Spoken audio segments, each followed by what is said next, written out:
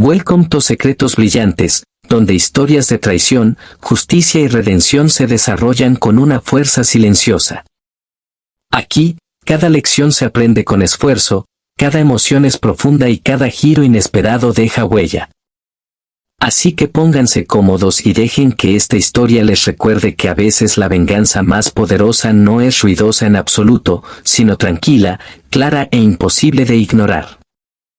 Y si te gustan las historias conmovedoras contadas con sentimiento, suscríbete ahora y sumérgete en una experiencia más vívida. Llegué a casa 3 días antes de lo previsto. No llamé con antelación. Ya nunca lo hago. Hace años, mi esposa Margaret me dijo que le encantaba la sorpresa. Dijo que le recordaba a cuando éramos jóvenes, cuando yo aparecía en su puerta con un café en la mano y sin previo aviso. Dijo que esos momentos la hacían sentir especial. Así que seguí haciéndolo. Esa tarde de martes, llegué en coche a la entrada de la casa que había estado transformando en un hogar durante 26 años. No solo la pagué, sino que la construí. Yo mismo levanté la estructura de algunas partes, vertí hormigón en la parte de atrás, reconstruí la terraza 2 veces y arreglé incontables cosas. Y enseguida sentí que algo no estaba bien. Había un Lexus plateado estacionado en la acera. Modelo reciente. Matrícula de Ontario. No lo reconocí. Me quedé en mi camioneta unos segundos, simplemente mirando ese auto.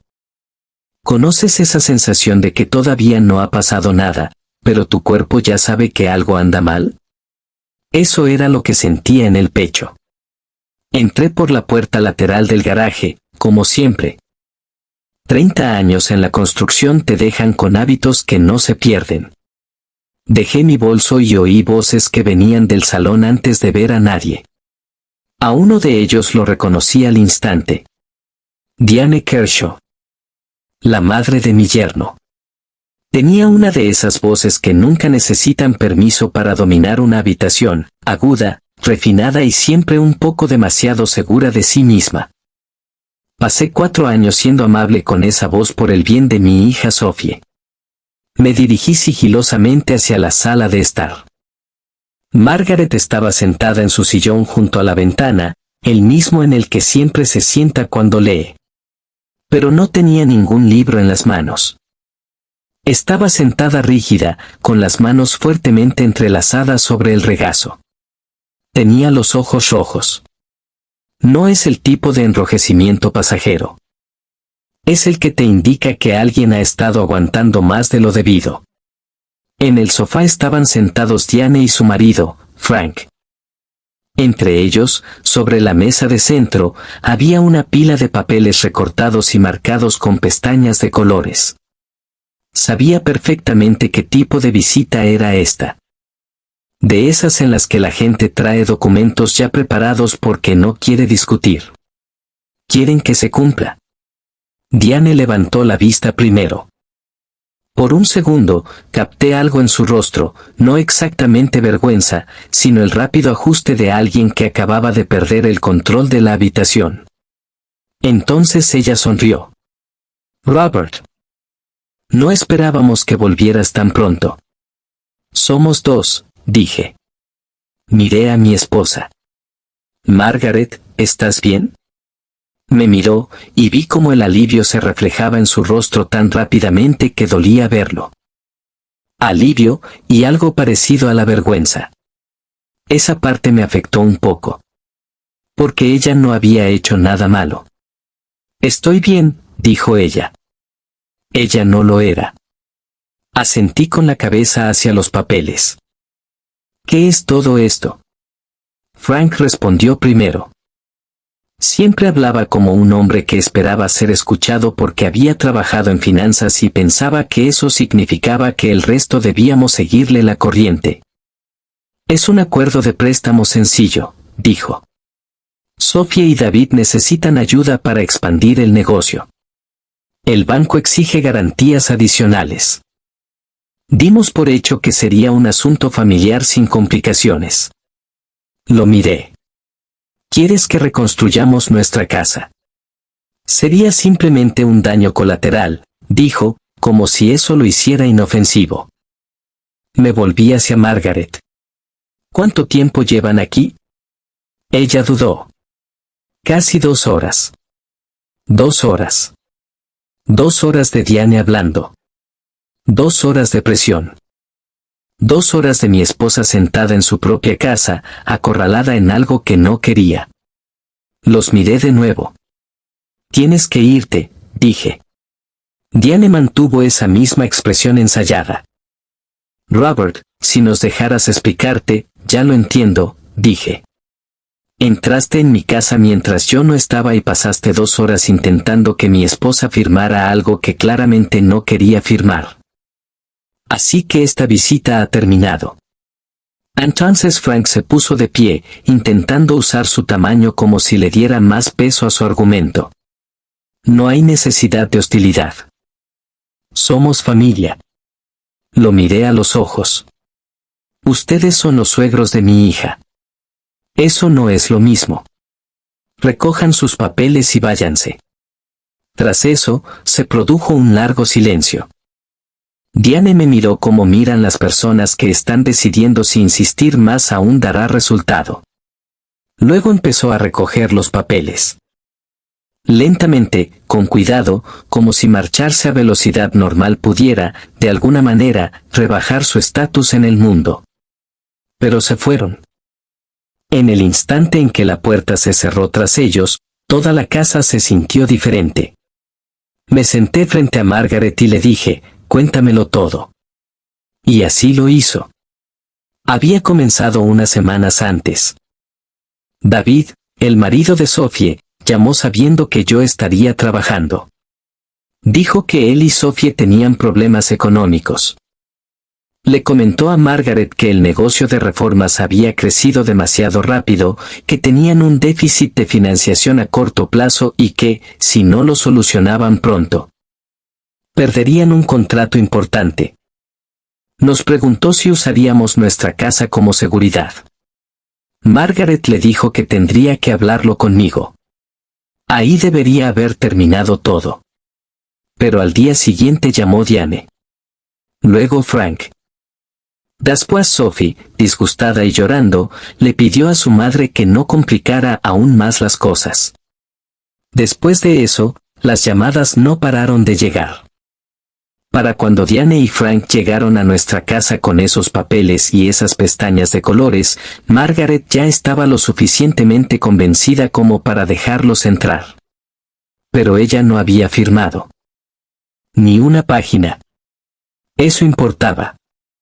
Le tomé la mano y le dije exactamente lo que necesitaba oír, no había hecho nada malo. Se había mantenido firme. Y ahora estaba en casa. Lo que no dije en voz alta fue que ya estaba pensando 3 movimientos por delante. Esa noche llamé a mi amigo Gordon. Gordon se había retirado del derecho inmobiliario unos años antes, pero seguía ofreciendo servicios de consultoría. Era uno de esos hombres excepcionales que te dicen la verdad sin adornos para que te sientas cómodo. Describí lo que Margaret recordaba de los documentos. Un préstamo. Una garantía. Nuestra casa vinculada a él de alguna manera. No dejaron ninguna copia. No mencionaron asesoramiento legal independiente. No explicaron claramente la cantidad involucrada. Gordon se quedó callado. Luego me hizo algunas preguntas precisas, y cuando las respondí, su tono cambió. Robert, dijo, eso no suena nada normal. Explicó que si un prestamista legítimo quisiera que un tercero pusiera un bien inmueble como garantía del préstamo, normalmente se requeriría asesoramiento legal independiente para quienes asumieran ese riesgo. Ningún prestamista serio querría ambigüedad en ese aspecto. El hecho de que no se hubiera ofrecido nada de eso, y que todo estuviera envuelto en la urgencia y la presión familiar, le hizo pensar que el documento podría no haber sido lo que parecía. Consígueme más si puedes, dijo. Mientras tanto, no firmes nada. No hables con ellos. A la mañana siguiente, llamé a Sophie. No estaba gritando. No estaba fuera de control. Mi ira se había transformado en algo más frío que eso, el tipo de ira que hace pensar con claridad. Le pedí que viniera sola. Llegó esa tarde con aspecto agotado. Mi hija tenía la expresión de alguien que había cargado con demasiado peso durante demasiado tiempo y que había empezado a olvidar lo que era sentirse normal. Preparé té. Nos sentamos a la mesa de la cocina. Y le pedí que me dijera la verdad sobre el negocio. Lo que se supo durante la siguiente hora no fue la historia que la familia de David había estado contando. La empresa no estaba dispuesta a perder un contrato importante. Ya lo había perdido meses antes. El préstamo no estaba destinado a cubrir una necesidad temporal. Su objetivo era ocultar un problema mucho más profundo. David tenía muchas deudas, de negocios, personales, y algunas relacionadas con decisiones que Sophie solo comprendía parcialmente. Al parecer, Frank llevaba un tiempo ayudándole a cubrir parte de ellas, pero esa ayuda venía con condiciones. El plan, según lo entendió Sophie, consistía en consolidar todo en un único préstamo garantizado de mayor cuantía. Y según Gordon, eso probablemente significaba que nuestra casa no solo respaldaría el préstamo en teoría. Podría convertirse en el objetivo real si David incumpliera sus obligaciones. Nuestro hogar. El lugar donde Margaret plantaba su jardín cada primavera. El lugar que yo había reparado, mejorado y protegido año tras año. El lugar donde nuestras hijas habían crecido. Para algunos, se trataba de equidad. Para nosotros, era nuestra vida. Le conté a Sophie lo que Gordon sospechaba sobre el papeleo. Se lo dije con delicadeza, porque me di cuenta de que no había comprendido del todo en qué se había metido. Y vi cómo la verdad la golpeaba. Comenzó a llorar desconsoladamente, con ese tipo de llanto que surge cuando un miedo que has estado evitando de repente recibe un nombre. La dejé llorar. Entonces le dije algo importante, no la culpaba. Pero a partir de ese momento, necesitaba honestidad más que consuelo. Así que me lo dio. David debía alrededor de $90,000, repartidos entre cuentas comerciales y crédito personal. Frank llevaba involucrado mucho más tiempo del que sabíamos.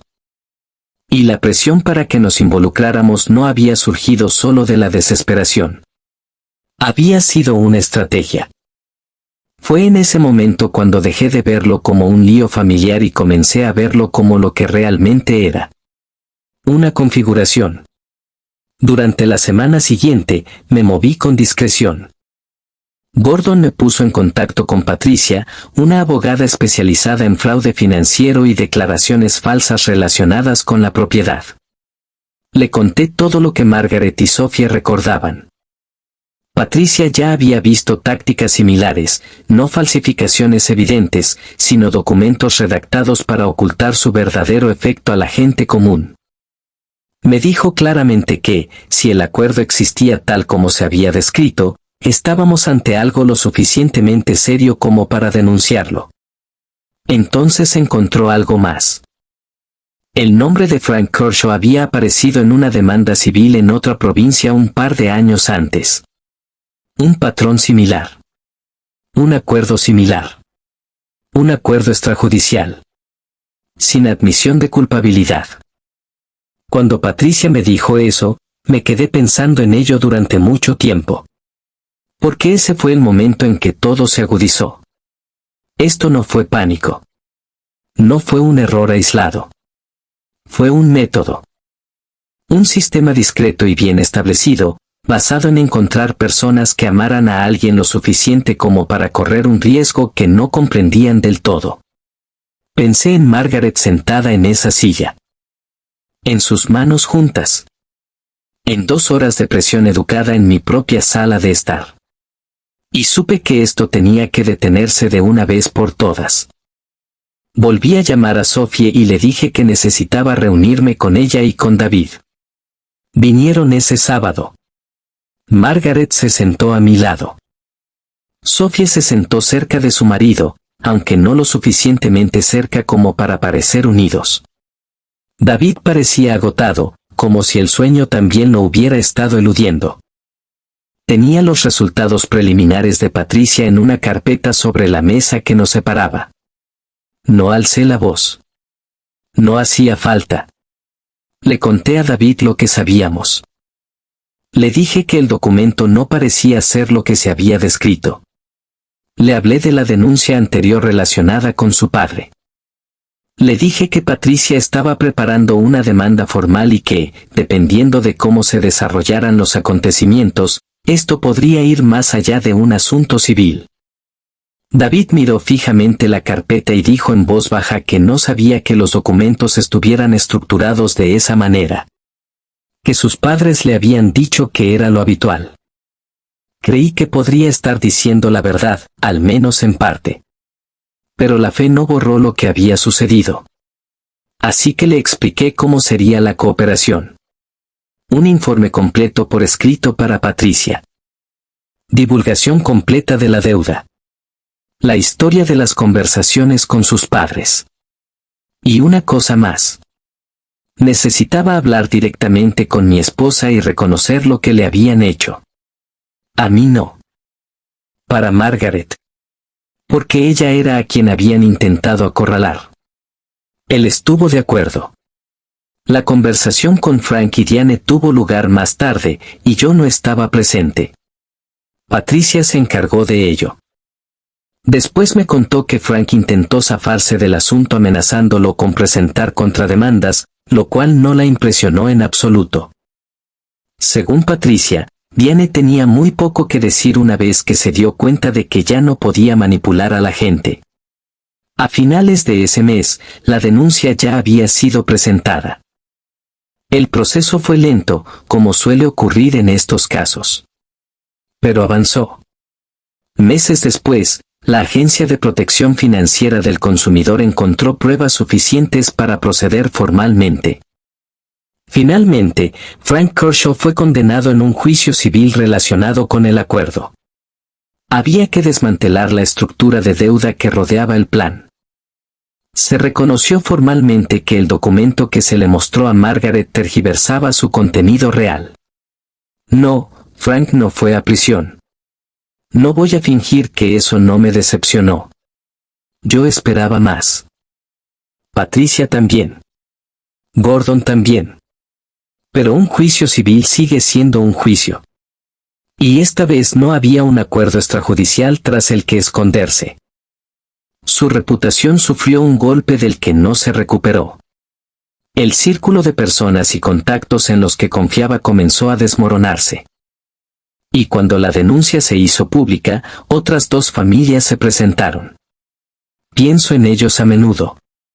Porque si nos hubiéramos quedado callados, tal vez ellos también lo habrían hecho. En cuanto a Sophie y David, ahora están separados. No fue porque yo forzara nada. Ese matrimonio ya se estaba desmoronando.